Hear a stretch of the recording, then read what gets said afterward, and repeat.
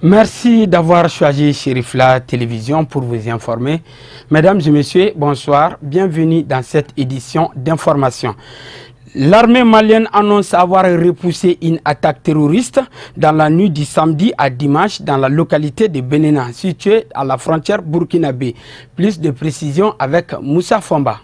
Les forces de sécurité maliennes ont repoussé dans la nuit de samedi à dimanche une attaque terroriste visant des postes de gendarmerie et de douane près de la frontière burkinabé menée par des terroristes présumés selon l'armée malienne. Cette attaque terroriste a été menée par des ennemis de la paix et a eu lieu en début de soirée samedi à Benena près de la frontière burkinabé selon le site d'information de l'armée. L'assaut a été mené contre les postes de gendarmerie et de douane de Benena par une dizaine d'assaillants avec accoutrement en noir. Benena est situé à une vingtaine de kilomètres de la frontière avec le Burkina Faso. Outre les postes de gendarmerie et de douane à Benena, l'attaque a aussi visé celui de la police de la localité. Les assaillants sont répartis avec leurs victimes. Ils sont arrivés à moto, ils ont ouvert le feu. Il y a eu une riposte énergique. Nous avons saisi des munitions et sur place, on a retrouvé des traces de sang, précise le site d'information de l'armée malienne. L'école de maintien de la paix à Lune-Blonde-Bay a abrité ce vendredi la cérémonie de fin des stages et de sensibilisation au profit de la commission de désarmement, de démobilisation et de réintégration. Plus de précisions avec Moussa Fomba. L'école de maintien de la paix à Lune-Blonde-Bay a servi de cadre vendredi pour la cérémonie de fin de stage de sensibilisation au profit de la commission désarmement, démobilisation, réintégration DDR. 25 stagiaires ont pris part à cette formation de haut niveau de la commission nationale et de la société civile. Ils bénéficient ainsi de connaissances approfondies dans le domaine du désarmement, démobilisation, réintégration. Désormais outillés dans la compréhension de la nature des conflits, ils entendent mettre à profit ces connaissances requises pour la paix. Pendant la durée de la formation, les stagiaires ont eu à renforcer aussi leurs capacités sur les questions relatives au VIH-Sida, les questions genre ainsi que les questions relatives à la problématique de la protection des enfants pendant le processus. Au dire des participants, la formation a été un succès car les attentes des stagiaires ont été comblées. Les bénéficiaires sont à même d'intégrer le contexte IDDRS, norme intégrée du DDR selon les Nations Unies, dans un processus de consolidation de la paix. Les 25 stagiaires ont également appris les principaux éléments d'un programme DDR, étudié plusieurs scénarios d'un processus DDR. Plusieurs thèmes ont été abordés au cours de la formation: la cartographie des conflits, le processus de construction de la paix en Afrique, le rôle des militaires et policiers, les profits des combattants. L'accent a également été mis sur le défi de la réintégration sociale et économique et la destruction des armes légères, etc. Ces agents ayant bénéficié de cette formation constitueront un vivier de personnel capable de remplir les tâches de DDR. L'Association malienne pour la promotion de la jeune fille et de la femme a organisé un atelier de formation pour les entraîneurs du football féminin. Commentaire Abdulkarim Sako et Baba Keita. Elles sont plus d'une soixantaine d'équipes venues de plusieurs localités à prendre part à cette session de formation de 3 jours qui a pour but, selon les organisateurs, de renforcer les capacités techniques des entraîneurs du football féminin. L'objectif de la rencontre, c'est le renforcement des capacités de nos entraîneurs et l'initiation des filles joueuses de football aux techniques d'entraînement et au métier d'entraîneur. Nous sommes un réseau de football féminin. Nous avons 75 équipes à travers les villages du pays. Nous ne sommes pas à Bamako seulement, mais nous sommes dans le Mali profond et nous changeons des vies. Nous contribuons à l'émergence économique des filles, l'émergence économique des femmes, l'indépendance totale de la femme à travers la pratique du football. À la fin de la formation, 85% des participants maîtriseront les techniques d'entraînement et réadhéreront. S'ils sont engagés, ils seront beaucoup plus réengagés pour le métier. La cérémonie d'ouverture s'est déroulée en présence des membres de la Fédération malienne de football, principal partenaire de l'AMPJF. C'est un centre qu'on va désormais continuer à accompagner, bien sûr avec les moyens techniques et matériels aux besoins, et pourquoi pas financiers. Nous sommes dans une période assez délicate, mais pour autant j'ai annoncé quand même à la directrice que pour ce qui est de l'apport de l'appui de la Fédération malienne de football, cet appui et cet accompagnement ne fera pas défaut, Inch'Allah. Il est attendu à l'issue de cet atelier de formation et un renforcement des capacités techniques des participantes. Voyons à présent l'essentiel de l'actualité africaine et internationale en bref et en images. Un commentaire signé Amadoune Diallo.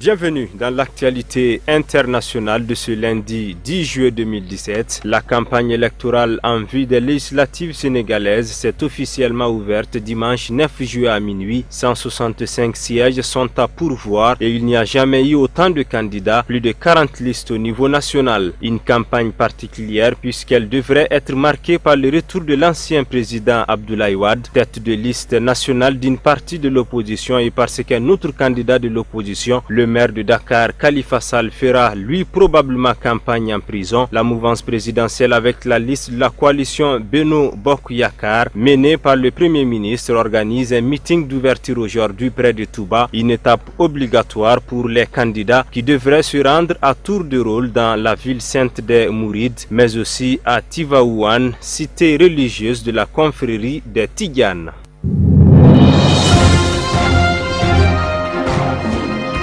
Ce dimanche matin 9 juillet, 262 personnes de diverses nationalités ont été interpellées dans le cadre d'un contrôle de routine pour vérifier la régularité de leur séjour en territoire tchadien. Dimanche soir, près de la moitié des étrangers ont été libérés. Ce sont en tout 262 étrangers, des Sénégalais, Camerounais, Centrafricains, Nigérians et Burkinabés qui ont été pour la plupart tirés de leur sommeil tôt ce dimanche matin par une rafle des éléments de la police et de la gendarmerie. Toute la journée de dimanche, consuls et ambassadeurs ont défilé dans les locaux de la police pour libérer leurs compatriotes qui sont pour la plupart des petits artisans et des manœuvres. En fin de journée, une centaine étaient encore gardés dans les locaux de la police. Ceux qui avaient des papiers en règle ont été immédiatement relâchés, assure le porte-parole de la police, le commissaire Paul Manga. Depuis un an, la police mène régulièrement des opérations de contrôle d'identité chez les étrangers. C'est une des actions pour prévenir la menace terroriste.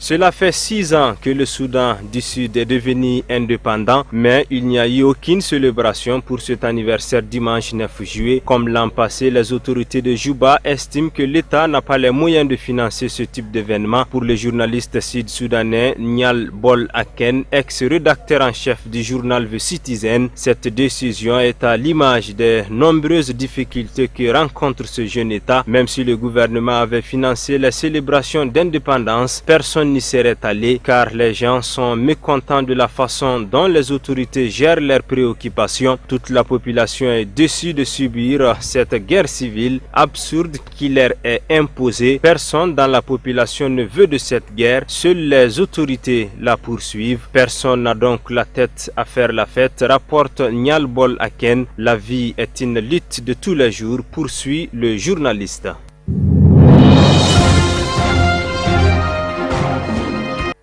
Et enfin, le G20 s'est pour la première fois engagé samedi à soutenir l'économie africaine dans le but de réduire l'immigration sans se montrer pleinement à la hauteur des promesses d'Angela Merkel ni des attentes des ONG. Nous avons pour la première fois un plan de développement pour et par l'Afrique. L'Allemagne, qui a accueilli plus d'1 million de demandeurs d'asile depuis 2015, avait dès février soumis au G20 Finance un partenariat baptisé Compact with Africa avec la Côte d'Ivoire, l'Éthiopie, le Ghana, le Maroc, le Rwanda, le Sénégal et la Tunisie, visant à stimuler l'investissement privé avant de les préciser en juin lors d'un G20 Afrique format inédit. Les États-Unis ne seront probablement pas en position de s'engager en Afrique comme cela serait pourtant nécessaire, et ce d'autant moins qu'ils n'ont quasiment plus d'intérêt pétrolier dans les régions arabes et africaines, expliquait Angela Merkel jeudi, livrant une des clés du problème. Mais le G20 s'est borné à souhaiter des initiatives conjointes pour soutenir l'éducation et s'est montré tout aussi vague sur la transparence financière, sujet dont il s'était pourtant saisi en 2014 sous présidence australienne sans une réelle avancée.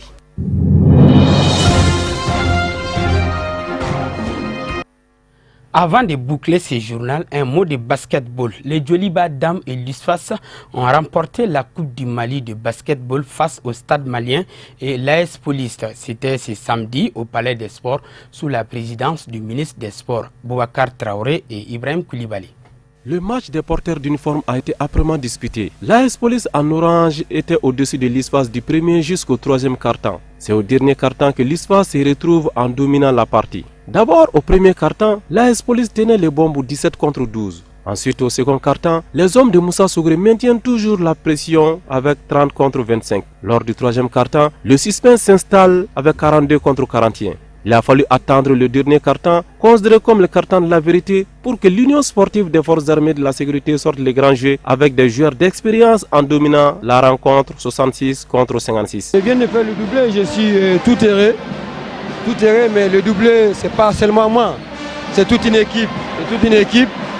C'est mes dirigeants, mes chefs hiérarchiques, en tout cas qui n'ont ménagé aucun effort pour mettre à ma disposition tout ce qu'il fallait pour qu'aujourd'hui soit les moyens humains, les moyens matériels, et j'en passe. Et c'est des gens qui sont restés près de moi tout le temps, en tout cas pour m'épauler, pour me soutenir. Donc j'ai dédié ces 2 victoires à tous les soldats tombés sur le champ d'honneur. Que leur âme repose en paix. Bon, vraiment, mes impressions sont très bonnes. D'abord, je commence à féliciter vous, les journalistes sportifs, qui nous suivent toujours sur la stade. Maintenant, je vais encore féliciter mes joueurs qui ont mouillé le maillot, vu l'absence de mes 4 internationaux joueurs qui sont au championnat du monde en Égypte. Je finis par féliciter l'adversaire qui a gagné non seulement le championnat national, qui aussi a gagné cette Coupe du Mali. Mais je vous informe que ça fait 7 ans que je joue au niveau de l'élite nationale. Chaque année, je joue soit les finales du championnat national, soit les finales de la Coupe du Mali. Vraiment, je ne suis pas dessus. Donc j'encourage mes joueurs, mes sympathisants et mes supporters à aider l'équipe pour que l'année prochaine on puisse lever la tête. Chez les dames, les Djoliba AC, habillés de leur couleur traditionnelle en rouge, a été meilleur plus que le stade malien sur tous les plans durant toutes les rencontres. Dès le début de la rencontre, les dames du Djoliba affichent leur couleur. Elles dominent le premier quart-temps avec 18 contre 13. Au second quart-temps, elles créent la différence 39 contre 27. La mi-temps intervient sur cet avantage des rouges. À la reprise, avec leur bonne occupation du terrain, elles s'accélèrent vite en dominant aussi le troisième quart-temps 57-39. Lors du dernier quart-temps, l'espoir des dames stadistes commence à être brisé car l'équipe n'arrive plus à se retrouver devant les filles de Mamtokani. Ainsi, les Djoliba remportent la victoire 70 contre 59. Bon, c'est un sentiment de satisfaction. Un sentiment de satisfaction et de joie. Et quand on gagne toujours, c'est le plaisir que nous trouvons au bout. Alors aujourd'hui, on est joyeux, on est heureux de faire le doublé. Donc doublé championnat coupe, ça ne peut donner que le plaisir. Bon, je félicite d'abord mes joueurs, les dirigeants, les supporters. Je peux dire que moi je suis fier maintenant de mes joueuses là.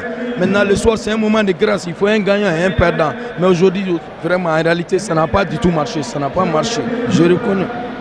À l'issue des 2 rencontres, les autorités du pays n'ont pas caché leur sentiment de satisfaction. Nous avons vécu 2 belles finales. Une première finale en basket homme qui a opposé l'AS Police effectivement à l'Ispas et qui nous a donné une rencontre vraiment d'un très bon niveau. Et ensuite, ce fut le match des filles entre le Djoliba et le stade. Vous avez vu le niveau aussi. Et surtout, ce qu'il faut faire remarquer, c'est que c'est nos championnes.